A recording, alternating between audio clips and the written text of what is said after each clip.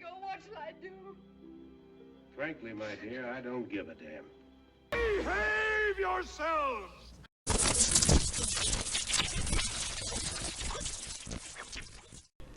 Hello YouTubers out there, this is Jerry Saravia at the movies. So this is slightly different from the norm. I'm actually showing pictures today while I talk about the various versions of Nosferatu. There are actually, I shouldn't say various, there aren't too many of them really.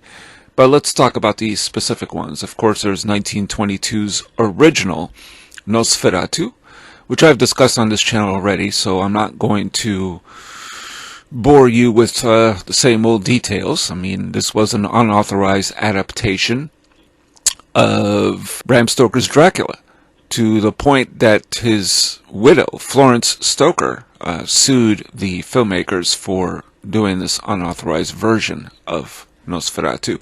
And so she had many of the film prints burned. But thankfully not all of them, one, if not more, did survive. I don't remember the exact backstory on that, but so here we are. It was later re-released in the, I think, late 50s, early 60s. This was really the first film, as far as we know. There are two different other Dracula versions that existed before Nosferatu that have sunlight as the killer. That is to say, that's what can destroy a vampire, in this case Count Orlok, of course, based on Count Dracula. So, but at that time, because Nosferatu was unreleased and not seen by any major public at all, at least not since 1922, Return of the Vampire with Bela Lugosi was really the first film to show sunlight as something that could kill the Count, or any vampire thereof. So, that's the 1922 version, of course, extremely iconic. Everybody knows Max Schreck at this point. It's been a film that's been paid homage to quite frequently. You can see the different homages. Kurt Barlow, for example, from the 1979 TV miniseries Salem's Lot, which of course was later remade twice, I think, in 2004 and then most recently. Again last year. You can also see it in We Are in the Shadows. There is an 8,000-year-old vampire who looks just like Count Orlok. And of course now we have also other versions of the story. Now the one I'll bring up first, which is really the making of Nosferatu, a fictionalized account with F.W. Murnau, played by John Malkovich. This was the film Shadow of the Vampire, which came out in the year 2000. That is not really a wonderful movie. I don't think it's really that terrific, but I will say Willem Dafoe as Max Schreck, playing him as a real vampire, not an actor playing a vampire, like an animal, like a ravenous animal, which has always been the depiction of Count Orlok, a rat-like creature, somebody that would be, as Nosferatu means, or Nosufuratu, the actual meaning is plague carrier, which is mentioned in Robert Eggers' new remake of Nosferatu. Now, let's go back in time a little bit. So you have 1922's Nosferatu, not a single version of this film in terms of this unauthorized telling with Count Orlok and Thomas Hutter and Ellen Hutter and various other differences from Bram Stoker's novel ever surfaced again in any type of film until Werner Herzog's remake in 1979, which to me is the greatest vampire film ever made.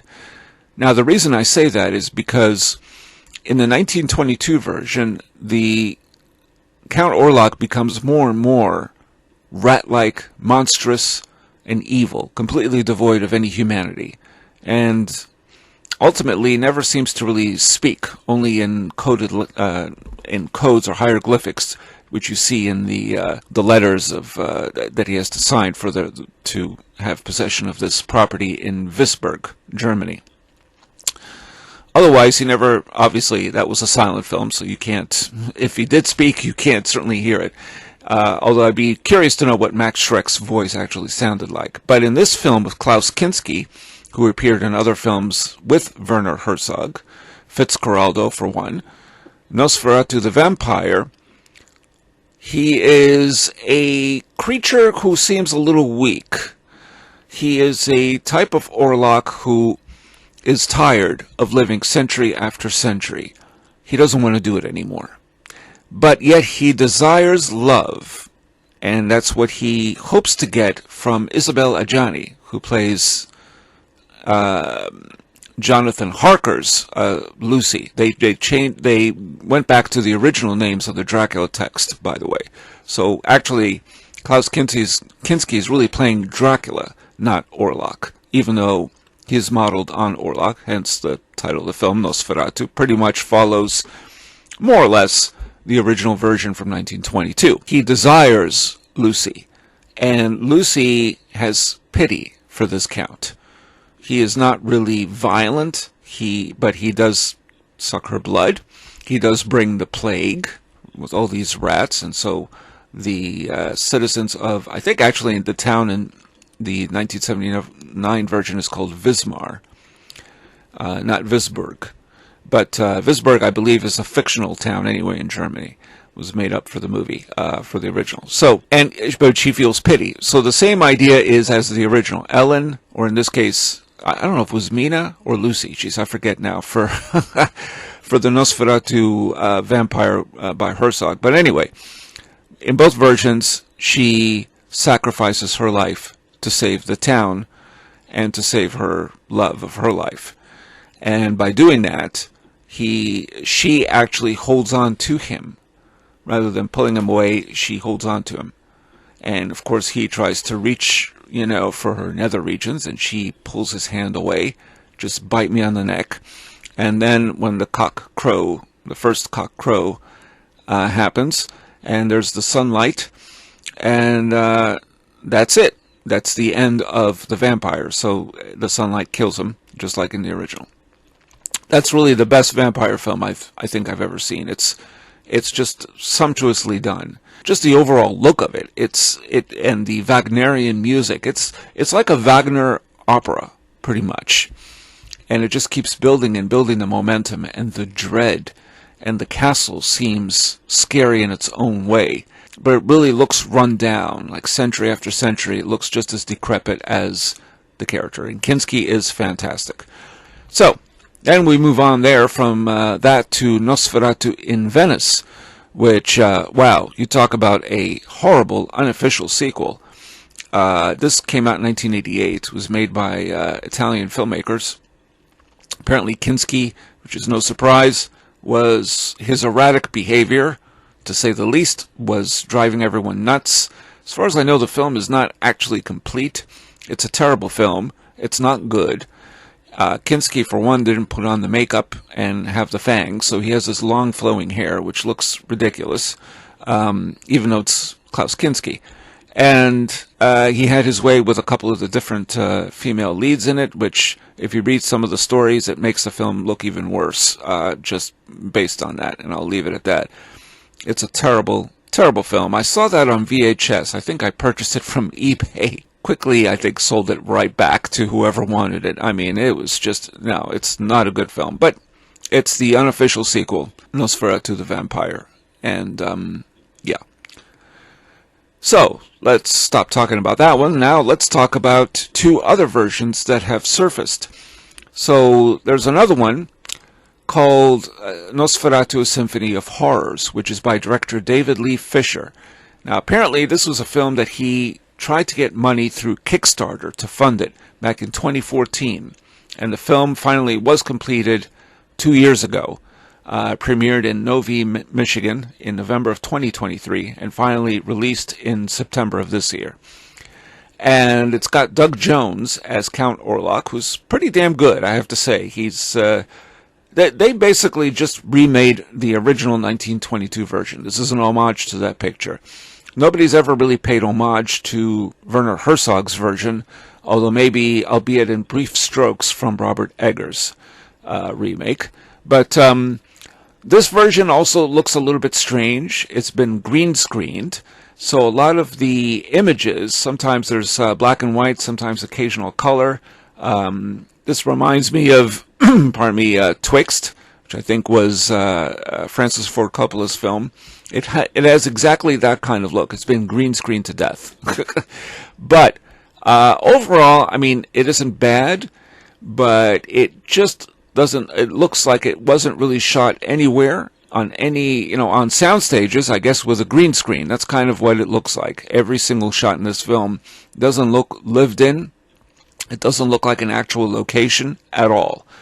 But it has a dreamlike sense of itself, maybe. I don't know how else to put it, but not necessarily my favorite version of this story. Jolie Fisher appears in the film as a spinster who's a sister of Hutter's partner, and she may or may not have an interest in Ellen that goes beyond just friendship. So there is some of that. And but Doug Jones is very good as Orlok. Overall, pretty damn good, I would say. A little creepy, but it's not, it doesn't eclipse Klaus Kinski, or for that matter, Max Schreck. But this film pays a very devoted homage to the original 1922 version. So it's worth checking out. But there are changes in it that don't make much sense to me, although I appreciate that they change up the text a little bit. In particular, Thomas Hutter. It doesn't seem that he has much love for Ellen in this movie, although they are husband and wife. On the other hand, when you consider Herzog's remake, Hutter and Ellen, they sleep in separate beds in that version. So, it's strange. Just the most simple, delicate little kiss. I mean, these are not passionate lovers at all. So, anyhow, not bad. But you're just better off watching the 1922 original. But it's worth checking out anyway, out of curiosity. Now, I've already reviewed Robert Eggers' version on this channel. What can I say? It is a powerful movie. It's much better than this Doug Jones version, or by David Lee Fisher. Bill Skarsgård is just tremendous, and his voice, it is startling. There's some scary moments in this movie. I gotta say, I still think about it. I may or may not see it again in theaters. It's doing well at the box office, which I did not expect. And, I have to check out Robert Eggers' other films. And now I'm very curious, because I've heard of those titles, but I haven't seen them, and I think I will. So, anyhow, that's really it for the Nosferatu history. It's pretty slim. There haven't been a whole lot of versions. Dracula is a whole nother story. There is some other version of Nosferatu about a play that they do based on Nosferatu. It's an actual theater play, and then there's some things that go wrong, and I believe Lance Henriksen is in that. I haven't seen that, so I can't comment. I did enjoy The Tomb of Nosferatu, which I highly recommend you watch. This is a short film. It's on YouTube, and it deals with the original Nosferatu. They pretty much go to the same locations. They have done a tremendous job of making it a silent film, so it looks like a black and white silent film. It's really quite extraordinary and very imaginatively done. You'll see by the end what they have done. It's really terrific. I just love it. I'll take that over the David Lee Fisher's Nosferatu remake for sure. This is a much more imaginative telling. It's about this couple who go to visit the different locations where Nosferatu is filmed, including seeing the grave of F.W. Murnau and a marker for Max Schreck. And there are just some wonderful tidbits. I will put a link to that on this video. So that's really all I got to say about that. So tell me, which version of Nosferatu do you love? I would imagine many would probably say the 1922 version. As I said, the 1979 version, I think, is the greatest vampire film ever made. Does it eclipse the original? I wouldn't say that, but it certainly is on an equal basis with the original, for sure, which is a fantastic movie. F.W. Murnau was one of the greats at that time, for sure. Yeah, so let me, your thoughts, tell me what you think. Thank you to the new subscribers. I appreciate it. And those who have subscribed to my channel already, please hit the notification bell for future uploads. And for those who haven't subscribed, please do. I review movies on occasion and do all sorts of cinematically related topics and fan-made trailers on occasion. So, tell me what you think, and tell me your preferences for Nosferatu. What do you think of Nosferatu overall? I'd love to hear what you have to say. So that's it, and this is Jerry Saravia at the Movies, signing off.